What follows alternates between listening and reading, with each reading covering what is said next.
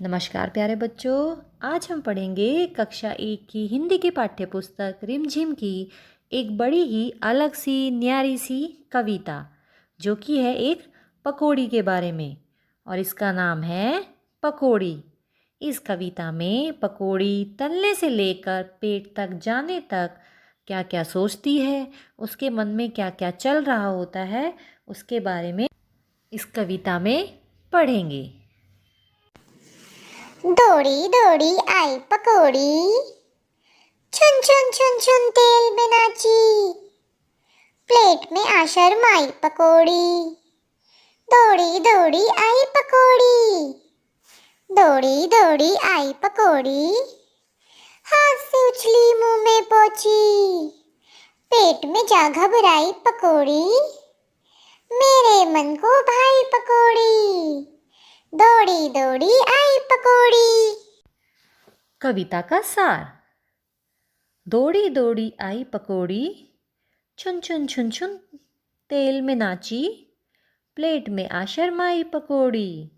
दौड़ी दौड़ी आई पकौड़ी।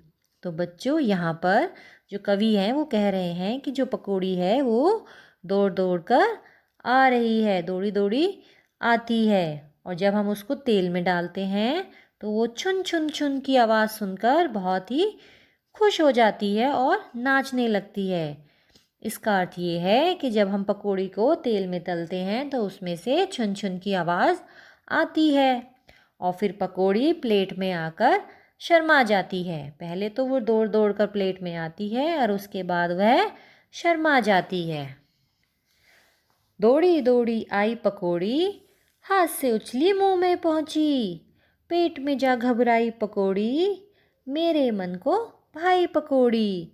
तो यहाँ पर जब पकौड़ी दौड़ दौड़ कर प्लेट में आ जाती है तो हम सब क्या करते हैं बच्चों, उसको हाथ से उछाल कर, हाथ से पकड़ कर अपने मुंह में रख लेते हैं, उसको खा लेते हैं।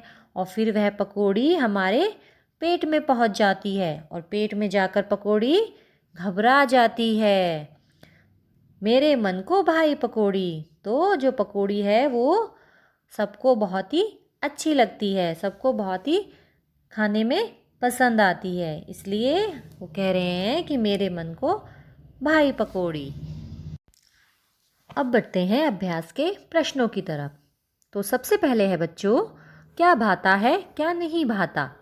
तो इस प्रश्न में आपको कुछ चीज़ों के, खाने वाली चीज़ों के नाम दिए गए हैं और उनके सामने लिखा है मज़े से खाएंगे, खाना पड़ेगा, बिल्कुल नहीं खाएंगे।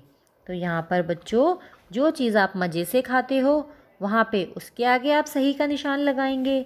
जो चीज़ें आपको खानी पड़ेंगी, मन नहीं करता लेकिन खानी पड़ेंगी या खाते हैं तो भी हम वहाँ पे सही का निशान लगाएंगे। और वह चीज़ें जिनको हम बिल्कुल भी नहीं खाएंगे वहाँ पर हम उस वाले बॉक्स में सही का निशान लगाएंगे। तो यहाँ मैं अपने अनुसार ये निशान लगा रही हूँ, आप सब अपनी पसंद और नापसंद के हिसाब से इसको भर सकते हैं।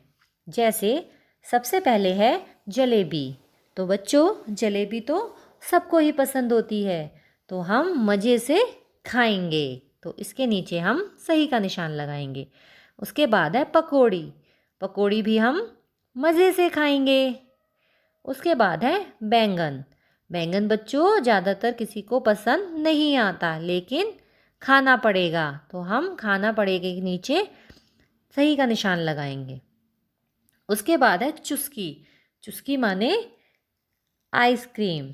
तो आइसक्रीम तो सभी बच्चों को पसंद होती है, तो मज़े से खाएंगे।